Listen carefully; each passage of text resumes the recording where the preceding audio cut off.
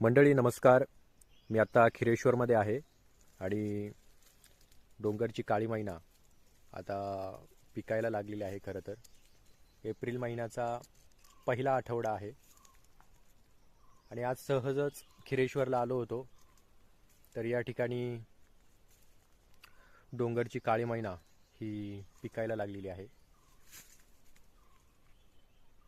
अनेक औषधी गुणधर्म असणारी डोंगरची काळी मैना करवंद काही दिवसामध्ये बाजारामध्ये देखील उपलब्ध होतील. आता काहीशा प्रमाणामध्ये पिकायला लागलेली आहेत, त्यामुळे म्हणजे फार मोठ्या प्रमाणात नाही. मला वाटतं अजून 8-1 दिवस तरी लागतील आणि आपल्याला बाजारामध्ये देखील उपलब्ध होतील. मी आज करवंद खाण्याचा या ठिकाणी अनुभव घेतोय ह्या सीजनमध्ये.